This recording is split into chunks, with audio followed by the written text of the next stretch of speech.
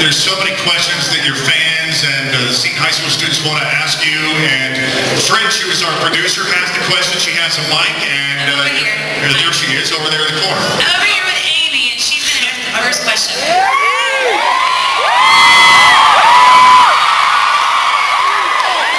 Who is your biggest role model and why? My biggest role model, like musically or just in life? I guess, my family has a lot to do with both sides of that. My parents are the ones who raised me, and they're the ones who just been the most supportive than anyone else. I've learned so much from them, and I'm so glad for, they've just been so cool about this whole thing. My brothers and sisters have just been so cool and laid back about it. I know, it can be hard when you're away from home for so long, but, they've just been so great about it. And I just, you love your family, God love them. We have Kathy with our next question. Will you go to Christmas dance with me?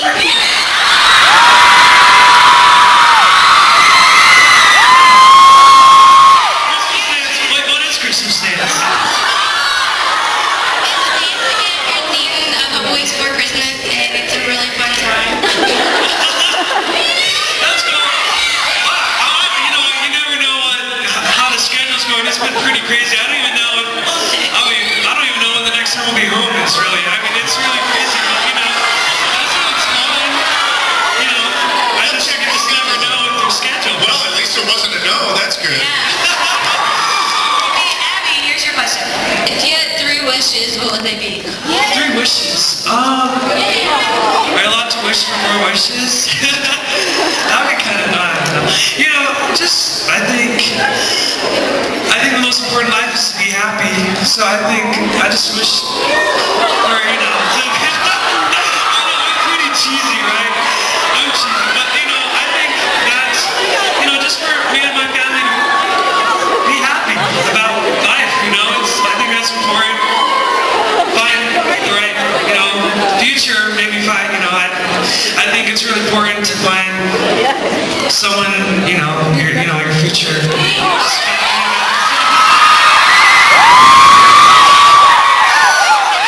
That's one of the other most important things in life. Just find the right girl, and then for the third one, here's something.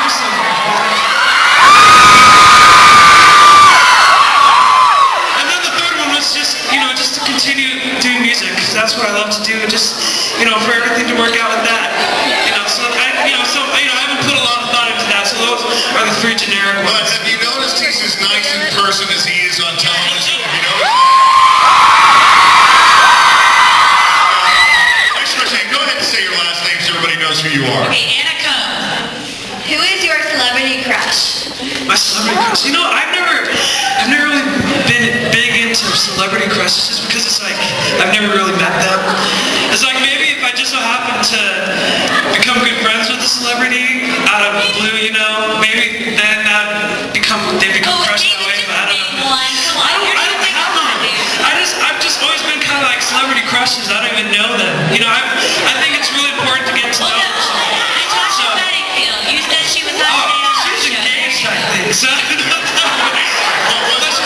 don't know how much older she is. That'd be kind of weird. But David, was there anybody that you met that you were just like, wow, that was huge?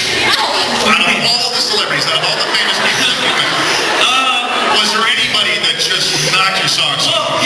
Not necessarily anyone that Natasha was pretty exciting, just because she's the one who inspired me to start writing, so that was pretty cool. And huge, so that's pretty cool. Right here. Okay, the next question is from Lori Pillar. Hold on, we can't hear Lori. Hi Lori, how are you? What was your most embarrassing moment? Most embarrassing moment? Ever?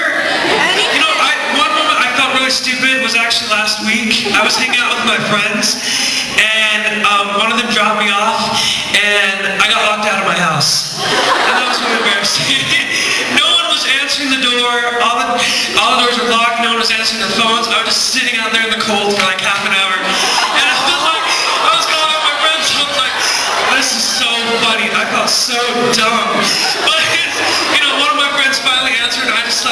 floor in her house. So, you know, those are, but I felt really great that day. How many people here wish they were David Archuleta's neighbor? Really? All right, next question is from Anna Heinzen. Who was your favorite American Idol judge and why? My favorite, you know, Simon's actually a cool guy, but you know, I liked all of them, you know, for different reasons. You know, I think they all kind of balance each other out. You know, I don't know. I think that's what makes them work. All of them together, and they're all really cool. I mean, they're just doing their job. You know, being honest about your performance. You know, that's what Simon. I mean, he wouldn't be where he was today without doing what he does. And he's actually a really cool guy. Do you ever talk to Simon? Do you ever talk on the phone? Do you ever get together for barbecues? Or what? I guess we're not that close, but I've talked to him before, and he's really cool. Okay. Well, all right, Katie McClanahan. Do you have a girlfriend? I don't.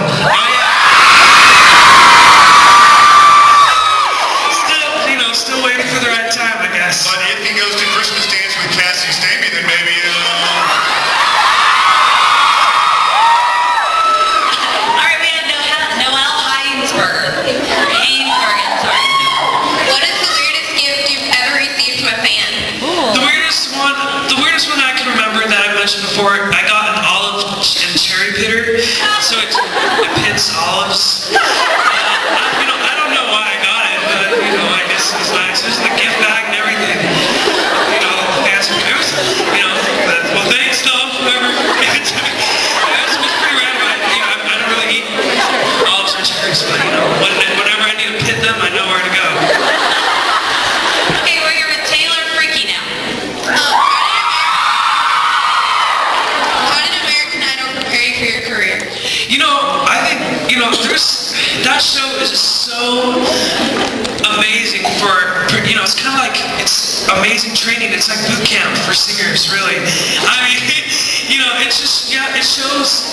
proves to you how dedicated you are to do music and how much of your time and energy and life you're willing to put into it. And it just, I think it just shows me, it's like, I really want to do this. And this is something I really want to do. And it's, there was a lot of work. Sometimes it got really rough, but it was just so worth it. And to see how much it's done for me and how much it's taught me about myself and music and, from all the people I was around, because, we're all awesome friends. And it just, now it's like, it was a good taste of what was to come next. And so now to see, making your own album and stuff, I wouldn't even be doing this without the show. So I'm just really thankful to have been able to have that opportunity, and now to see all these doors open, it's just really cool. All right, we're back in the front now, over here. Elizabeth Tellin. What tune would you like to record? What? Like a duet. Like who would you like to do a duet with? I always name like these 4 people that I love to listen to as well. They're the 4 people I'd like to do a duet with, actually. And Natasha Bedingfield I think would be really cool to do. Then Sarah Bareilles is another cool person. By the way, Natasha Bedingfield has come up like 5 times in this conversation. I was the one who brought her up. Yes. And she's engaged, but that's all right. Yeah, she's cool though. But then I think guy-wise, John Mayer would be awesome. So it's really cool. And then Jason Mraz. And then another person actually that'd be really cool since she's around my age, Jordan. Jordan Sparks. She's like one of the nicest people you could ever meet in your life. By the way, anyway. All right, so this is Olivia Linzer. How has your life changed since American Idol? Well, I guess it's changed a lot. I'm sorry, did everybody hear the question? Because I couldn't hear it over here. What was it?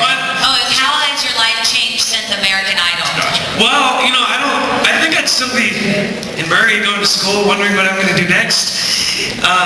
If it weren't for the show. I mean, I almost did an audition because I had a summer job, and I was running the lights and sound at our park amphitheater. I was like, I don't know, because, I have a job finally, and I don't know if I'd want to give it up. It only lasted like a few more weeks. And I almost didn't go because I was, it's just like, you never know what's going to happen. It's like, I might, spend all that money flying down to San Diego and then, coming back home. It's like, well, that was fun. But, I just thought, something inside just says, you have to go. And it's like, something just kept, all my friends and family were saying, oh, you should go. And I was like, yeah, whatever. But, I just thought, the show has had a big impact on me before. And I think it'd just be so cool to see what it's like. And you never know. You never know what's going to happen. So I just decided to go. And, that one decision made a big difference in, my life and music. And now, the album's coming out next month.